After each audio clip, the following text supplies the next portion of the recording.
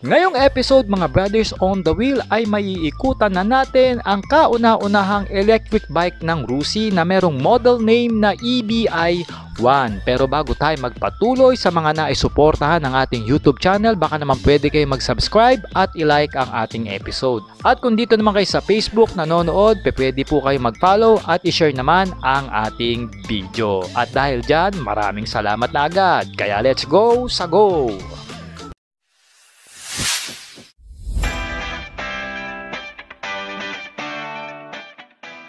Mga brothers, available na sa Shopee ang ating riding jersey at iba pang mga riding gears na ginagamit natin. Nandyan yung link sa gilid ng video. Let's go, sa go! Mga brothers, ang first ever o kauna-unahang e-bike ng Rusi, ito yon, EBI-1 mga brothers. O, di ba? Meron lang siyang cash price na 21,000 pesos. Can you imagine mga brothers, for the 20,000 para ka lang bumili ng mga mid-range na cellphone, meron ka ng isang service na motor na electronic o electric mga brothers. Mag-iikot muna tayo sa kanya o mag-walkthrough muna tayo para makita nyo in 360 mode.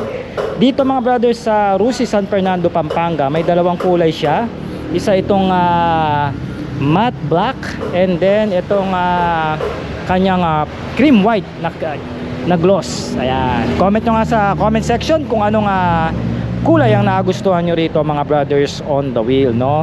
Napakaganda nitong e-bike na ito. Kung sulit sa sulit lang ang labanan, siguradong ito na yon. Tsaka utilitarian use mga brothers. Maaasahan nyo ito, pamalengke, pangsundo sa mga anak, pamangkin o mga bata sa eskwela, di ba? Pang dyan lang. Pero syempre kahit dyan lang kayo, magsuot pa rin kayo ng helmet, di ba? For the safety nyo. Siguro pwede nyo itong i-long ride, no, dahil meron daw itong range na 50 kilometers per charging, no. Siguro maglalaro yan ng 40 to 50 depende sa patakbo at saka syempre sa bigat nyo o kung may angkas pa kayo, no. Anyway, punta tayo rito sa kanyang front design. Alright, so meron tayo rito projector lamp. Tignan nyo naman, no, kahit budget na yan, naka-projector na LED ang kanyang headlight, no. Maganda sigurado ang buga nito, puti yan, no. And then ang turn lights natin dito LED na rin, syempre electric yan na Peplex. Alright, at may bracket tayo rito. Ito pong parang bakal ang basket ilalagay po yan dito once na activated na. So pwede kayo maglagay dito ng inyong mga pinamalengke. At the same time pwede rin kayo rito makapaglagay, no. Ito ba is parang dito yung charger nya, lalabas na lang pala. Okay, and then naka telescopic port tayo rito na maliit. Kita nyo naman, napaka cute. And then 60 by 100 at 10 inches po ang ating gulong dito. Ito sigurado tube type pa ito mga brother. Tube type pa ito. And then meron tayo rito, syempre drum brake lang dahil isa lang itong budget. Pero pwede na. Hindi naman ito malakas ang e-bikes para mag disc brake. Drum brake lang, yakang-yaka na to. Then meron tayo ritong Rusi na sticker. Alright. Going dito sa likod, meron tayo ritong dalawang rear suspension.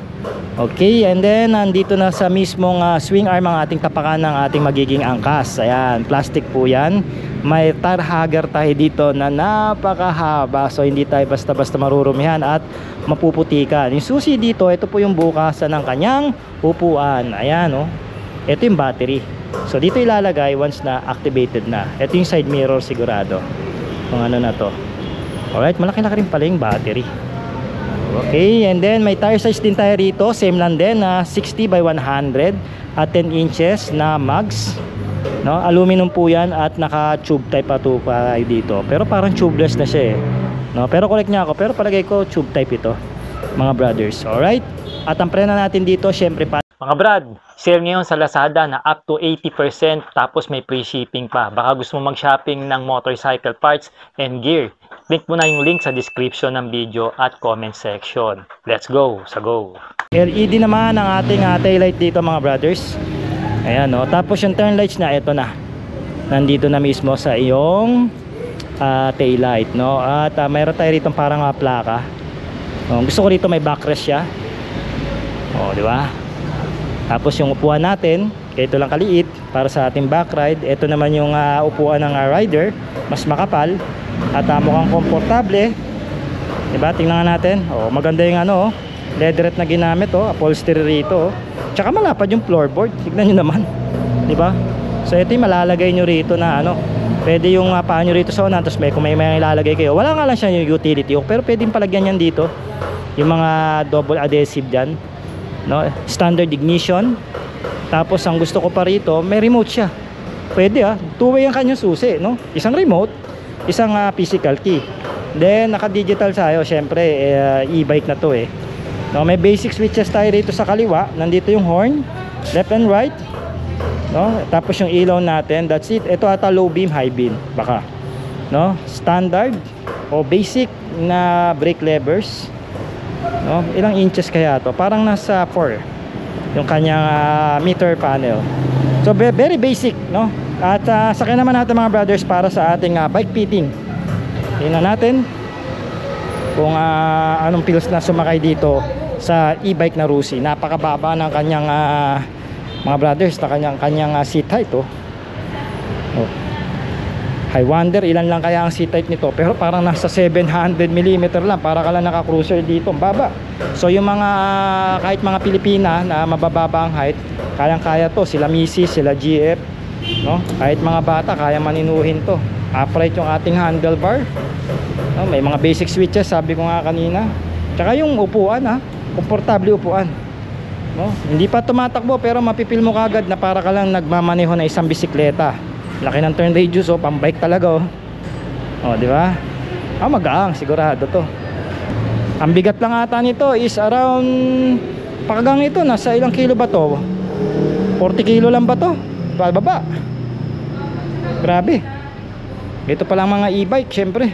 Wala nang motor tsaka gasolina eh. Sigurado low maintenance lang to. Kasi nga, ano lang naman to eh, budget na e-bike eh. Okay mga brothers, para sa kanyang makina, meron daw itong brushless DC motor hub, no? At meron siyang 500 watts na power pagdating sa kanyang motor, o yung sa pinaka parang nagpapatakbo sa kanya. Nakalagay naman dyan. At ito nga nagre-range ng 50 kilometers sa isang charging niya. Ang charging time daw is 6 hours pataas mga brothers. So yun po, siguro sa mga 6 hours baka mga 75% na ang macha-charge nyo rito. Siguro mga 8 hours bago ka maka full charge dito mga brothers. Pero ganun pa man, hindi na rin masama. May USB charging port ba to? Wala na siya. Pero ewan ko kung napapalagyan to. Pero hindi naman, no need na naman, kasi hindi ka naman maglo-long ride dito eh.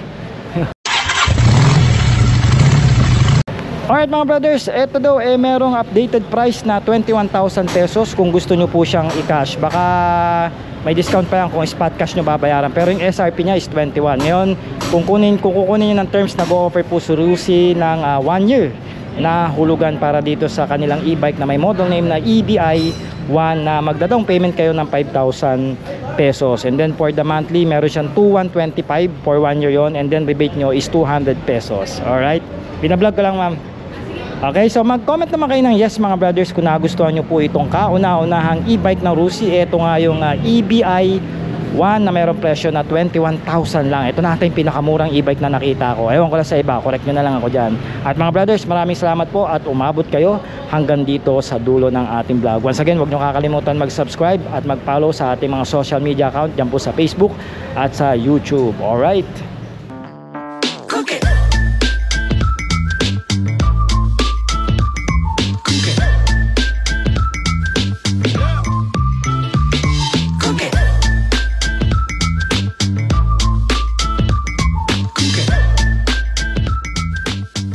YouTube. All right.